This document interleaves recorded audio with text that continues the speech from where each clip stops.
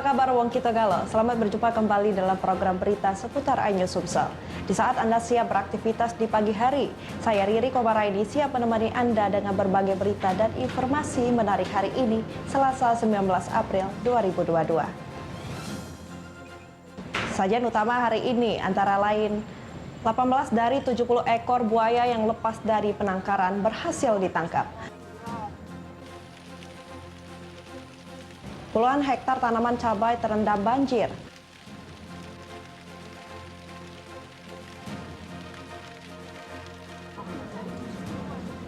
Dan jangan lewatkan Gubernur launching Desa Quran.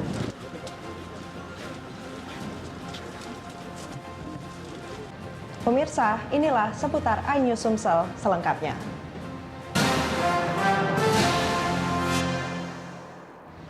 Warga Banyuasin kembali berhasil menangkap buaya yang lepas dari penangkaran. Hingga saat ini baru 18 dari 70 ekor buaya yang lepas dari penangkaran berhasil ditangkap. Sementara sisanya masih berkeliaran di alam bebas. Warga 3 desa di Kecamatan Talang Kelapa, Kabupaten Banyuasin terus melakukan pencarian puluhan ekor buaya yang lepas dari sebuah penangkaran buaya di Desa Talang Bulu. Puluhan ekor buaya berukuran sekitar 1,5 hingga 2 meter tersebut lepas dari penangkaran saat banjir melanda beberapa waktu lalu. Warga dan tim Balai Konservasi di Sumber Daya Alam Sumsel terus berupaya mencari lokasi yang teridentifikasi keberadaan puluhan ekor buaya yang lepas tersebut. Mereka juga menghimbau warga segera menginformasikan jika mengetahui adanya keberadaan buaya di sekitar lingkungan warga untuk segera dilakukan penangkapan dan evakuasi.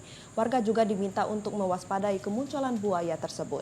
Oh, ini terus di upaya-upaya gitu terus kita ini kan terus ini. Ini kan tadi kan laporan masyarakat tadi kan ada keluar tadi ada. Pas kita ke sana, tim ke sana masuk lagi dalam banyu. Nah, itu masih sekarang lagi ditunggu sekarang. Hingga saat ini baru 18 dari 70 ekor buaya yang lepas tersebut berhasil ditangkap warga dan telah diserahkan ke BKSDA Provinsi Sumsel. Dari Banyuasin, Ahmad Syaiful, Ainus melaporkan. Puluhan hektar tanaman cabai petani di Kecamatan Talang Kelapa, Banyuasin terendam banjir. Untuk mengurangi kerugian yang lebih besar, petani terpaksa memanen cabai lebih awal. Banjir yang melanda Kecamatan Talang Kelapa, Banyuasin selama 2 hari lalu telah merendam puluhan hektar tanaman cabai yang tersebar di 3 desa. Salah satunya Desa Tanjung Sari. Sejumlah tanaman cabai para petani di desa ini terendam banjir dengan ketinggian air mencapai 1,5 meter. Salah satu petani cabai, Wahidi, mengaku kebun cabai miliknya seluas setengah hektar telah terendam banjir selama 2 hari. Wahidi terpaksa memanen tanaman cabai miliknya lebih awal untuk menghindari kerugian yang lebih besar. Harapan Wahidi dan para petani cabai di Desa Tanjung Sari, Kecamatan Talang Kelapa, Banyuasin untuk meraup keuntungan di bulan Ramadan pun sirna setelah tanaman cabai mereka terendam banjir. Wahidi memprediksi harga cabai akan mengalami kenaikan 1 pekan menjelang Idul Fitri, seiring dengan meningkatnya pembelian cabai di masyarakat. Takut busuk karena kemarin banjir, jadi aku nak jengok bae ndak berani sampai ke leher, bisa jadi lebih dalam, makanya ini kan cabai tenggelam. Kebun ini tenggelam? Tenggelam. Para petani berharap banjir segera surut agar mereka kembali bisa menanam cabai. Dari Banyuasin, Ahmad Syaiful, Ainus melaporkan. Aksi demonstrasi beberapa minggu terakhir mengundang perhatian publik yang menyoroti tanggung jawab Polri dalam upaya mengamankan aksi. Dalam konferensi wilayah Ikatan Pelajar Nahdlatul Ulama, pengamat sosial dan politik Bagindo Togar menilai Polri sejak era reformasi hingga kini jauh berbeda dan lebih baik dari era Orde Baru. Jelang pemilu 2024 dalam konferensi wilayah Ikatan Pelajar Nahdlatul Ulama Sumatera Selatan di Balai Diklat Kementerian Agama Palembang Senin kemarin mendiskusikan peran milenial dalam mensukseskan pesta demokrasi tersebut. Generasi milenial wajib bertanggung jawab melakukan pengawalan dan mengawasi jalannya demokrasi tanpa harus ikut dan terprovokasi terjebak dalam kepentingan yang dapat menimbulkan terganggunya keamanan dan kenyamanan lingkungan masyarakat. Salah satu hal yang menjadi sorotan saat ini, diujinya tanggung jawab aparat penegak hukum Polri dalam upaya mengawal aksi-aksi demonstrasi oleh mahasiswa dan masyarakat terhadap kebijakan-kebijakan pemerintah. Kita tidak masalah untuk turun ke jalan, tetapi kita harus mengantisipasi hal-hal yang buruk karena akan berdampak tidak baik untuk kedepannya. Menurut pengamat sosial politik Sumsel Bagindo Togor, sikap aparat penegak hukum sejak memasuki era reformasi hingga era demokrasi saat ini sudah jauh lebih baik dan lebih terbukti dibandingkan era Orde Baru. Polisi itu sudah masuki paradigma baru, tidak lagi polisi zaman Orde Baru. Polisi juga nggak bisa sembarangan melarang ataupun menekan, melakukan secara tidak manusiawi dari pelaku aksi. Ini harus menjadi kesepakatan kita bahwa pelaku aksi juga nggak boleh ujung-ujung memaksakan segala kehendaknya. Negeri ini ada aturan. Sorotan publik terhadap kinerja aparat penegak hukum dalam melakukan pengawalan aksi terlihat dalam respon, wewenang, dan tanggung jawab Polri dalam menyikapi serta melakukan tindakan sesuai prosedur antisipatif dalam penanganan proses pengawalan penyampaian aspirasi yang disampaikan masyarakat. Dari Palembang, Muhammad Riza Falevi, iNews melaporkan. Beragam cara dilakukan partai politik dalam mengisi bulan suci Ramadan. Salah satunya dengan kegiatan bakti sosial Partai Gerindra Sumsel berbagi bersama di sejumlah pondok panti asuhan dan turun ke jalan. Mengisi bulan suci Ramadan, DPD Partai Gerindra Sumsel melakukan kegiatan bakti sosial ke panti asuhan Aisyah Humairoh, Jalan Baluyuda, Kelurahan Aryo Kemuning, Kecamatan Kemuning, Kota Palembang. Bakti sosial yang dilakukan merupakan salah satu program Partai Gerindra yang dilaksanakan setiap bulan Ramadan. Kegiatan ini merupakan agenda lanjutan. Sebelumnya Partai Gerindra sudah melakukan bagi-bagi takjil di lampu merah Simpang Polda dan Simpang Caritas Palembang. Untuk anak-anak panti, bantuan yang diberikan berupa uang tunai serta makanan untuk berbuka puasa. Dengan bantuan ini diharapkan masyarakat dapat merasakan manfaat adanya partai sebagai organisasi yang juga peduli terhadap kehidupan sosial masyarakat. Kegiatan yang merupakan wujud kepedulian Partai Gerindra terhadap masyarakat, terlebih masyarakat yang kurang mampu seperti anak yatim maupun anak-anak di panti asuhan. Mudah-mudahan kehadiran kita bisa memberikan semangat bagi mereka. Ya, kami bangga dengan Gerindra sudah bisa memberikan sumbangsi kepada panti asuhan Aisyah, khususnya punya Muhammadiyah. Ya. Melanjutkan gerakannya, Partai Besutan Prabowo Subianto ini pun akan menggelar bakti sosial bagi-bagi sembako kepada masyarakat kalangan menengah ke bawah di Sumatera Selatan. Dari Palembang, Muhammad Riza Fahlevi, iNews melaporkan. Meski masih belum menunjukkan pergerakan menyambut kompetisi Liga 2 musim 2022, Sriwijaya FC masih menjadi magnet tersendiri bagi para pelatih sepak bola di tanah air.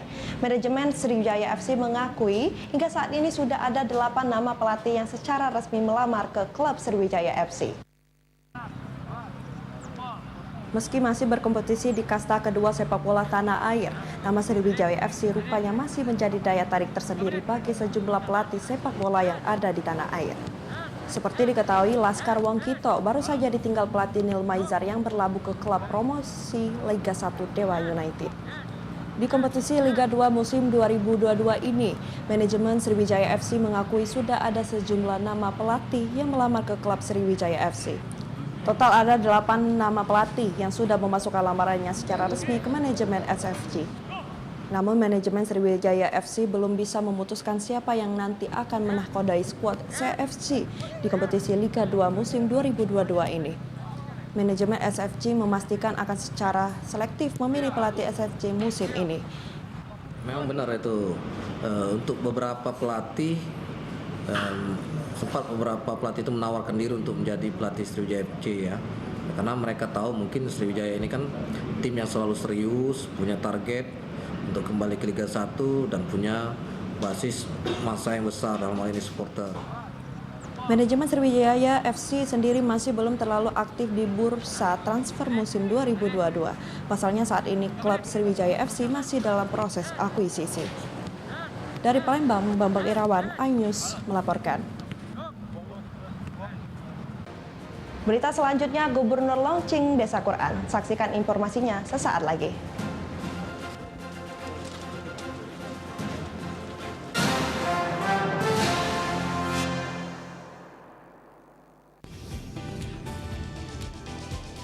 Atika Hasiholan yang lagi seneng banget karena ibunda Ratna Sarumpait akhirnya bebas bersyarat. Kali ini Ruben akan melaporkan oknum yang dianggap menghina Betran dan Thalia Onsu.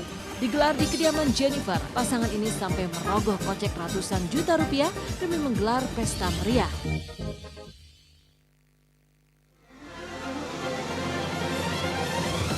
Tim gabungan kembali mengevakuasi korban kecelakaan bus Wijaya. Pemirsa, polisi akan mengumumkan hasil uji balistik penembakan gedung DPR. Pemirsa, razia minuman keras di Tangerang, Banten diwarnai kejar-kejaran polisi dan beberapa pemuda mabuk. Terkadang hidup terasa berat, tak mengerti akan hidup ini. Namun di balik semua cobaan, Tuhan masih pedulikanmu.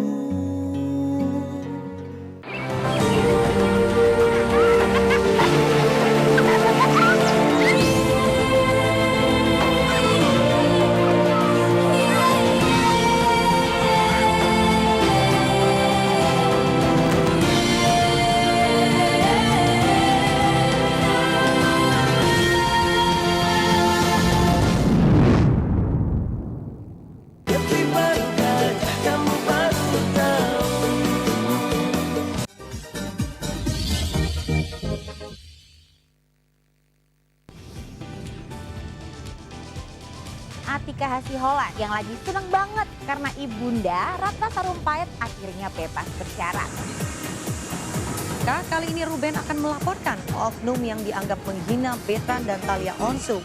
Digelar di kediaman Jennifer, pasangan ini sampai merogoh kocek ratusan juta rupiah demi menggelar pesta meriah.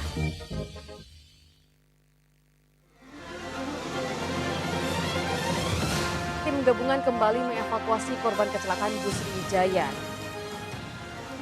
Pemirsa, polisi akan mengumumkan hasil uji balistik penembakan gedung DPR.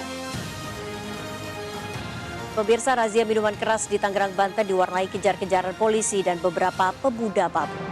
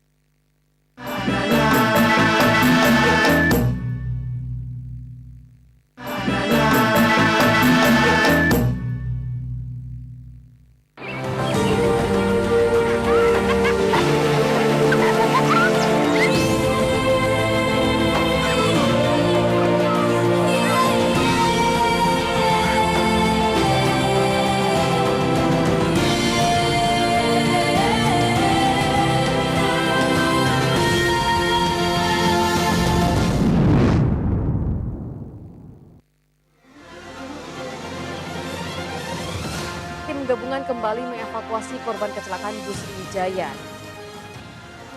Pemirsa, polisi akan mengumumkan hasil uji balistik penembakan gedung DPR. Pemirsa, razia minuman keras di Tangerang, Banten diwarnai kejar-kejaran polisi dan beberapa pemuda mabuk.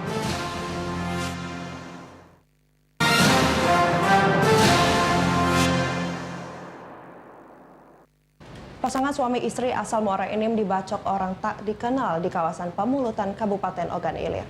Sang suami tewas di lokasi kejadian, sementara sang istri menderita luka bacok di kepala dan punggung. Tangis histeris keluarga korban pecah saat melihat jasad Rasid terbujur kaku dengan kondisi tak bernyawa di kamar jenazah Rumah Sakit Bari, Palembang dengan kondisi mengenaskan. Sementara istrinya, Wulandari, menderita luka bacok di bagian kepala dan punggung. Kedua korban merupakan warga desa Tapus, Kelurahan Lembak, Kabupaten Muara Enim dibacok orang tak dikenal di kawasan Pemulutan, Ogan Ilir Minggu kemarin. Kejadian bermula saat kedua melintas di lokasi kejadian hendak pulang. Tiba-tiba datang sebuah mobil yang diduga dikendarai lebih dari 2 orang, memepet korban dan langsung membacoknya. Rasid tewas di lokasi kejadian, sementara istrinya menderita luka bacok di bagian kepala dan punggung dibawa warga ke Rumah Sakit Bari, Palembang. Dia dibegal, katanya istrinya dibegal. Korban begal gitu. Dibegal mati mobil, yang turun 2 umum. Mobil dia mepet mobilnya. Nyenggol. Oh, Nyampah nih. 2 mobil katanya mepet. Oh, 1 mobil yang mepet. Diduga penganiayaan bermotif dendam lantaran tak ada barang berharga milik korban yang hilang. Kasus ini masih ditangani Polres Ogan Ilir. Dari Palembang, Muhammad David, iNews melaporkan. Pelaku pembunuhan seorang petani warga desa Bandar Agung, Ogan Komering Ulu beberapa waktu lalu akhirnya terungkap. Modus pembunuhan pelaku kesal dengan korban yang tak membayar hutang. Tim Singa Ogan Satreskrim Polres Oku berhasil mengungkap pelaku pembunuhan Saparudin, warga desa Bandar Agung, Lubuk Batang, Oku yang tewas bersimpah darah di kebun sawit. Belakangan ini diketahui pelakunya tidak lain warga setempat, Jamal, rekan korban sendiri. Pelaku ditangkap setelah hampir 1 bulan buron. Pelaku diciduk di tempat pelariannya, Kota Makassar. Dari hasil penyelidikan, pelaku tega menghabisi korban di tengah kebun sawit lantaran kesal terhadap korban yang telah menepati janji untuk melunasi hutang sebesar 5 juta rupiah. Pelaku menghabisi nyawa korban dengan sebilah pisau setelah ditantang korban. Dari simpang Tran Batu Marka, saya naik motor. Terus? Ya, sampai di situ saya jual motor saya, langsung naik bis dari sana. Naik bus ke Bakahuni. Ke Bakahuni. Ya. Kemudian dari Bakahuni lanjut ke bandara pakai taksi Bluebird.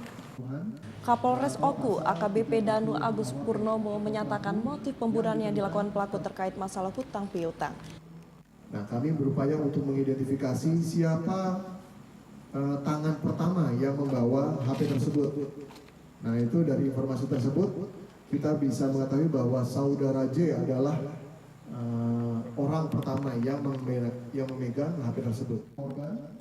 Saat ini pelaku masih dalam pemeriksaan polisi dan diancam hukuman 15 tahun penjara.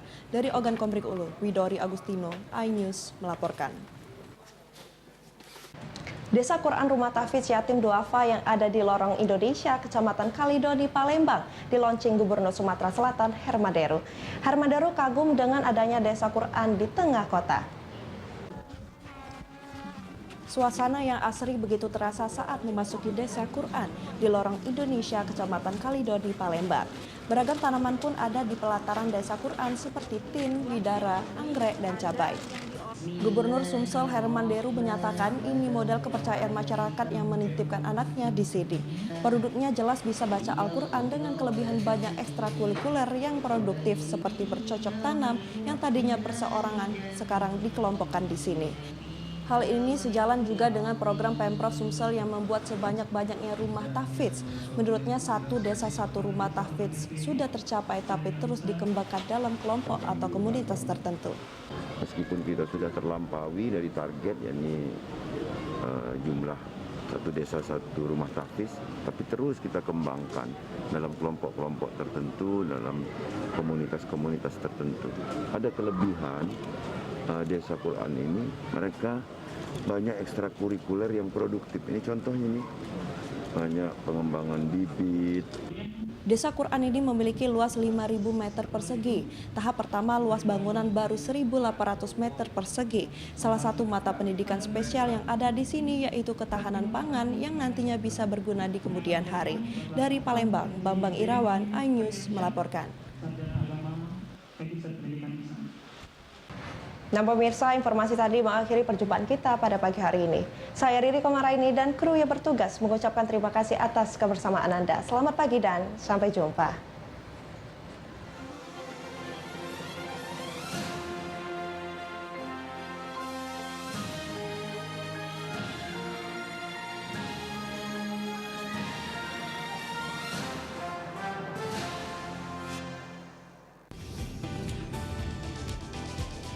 Atika Hasiholan yang lagi seneng banget karena ibunda Ratna Sarumpait akhirnya bebas bersyarat. Kali ini Ruben akan melaporkan oknum yang dianggap menghina Betran dan Thalia Onsu. Digelar di kediaman Jennifer, pasangan ini sampai merogoh kocek ratusan juta rupiah demi menggelar pesta meriah. Kuatlah hatimu hadapi masalah, tegarkan langkahmu hadapi semua.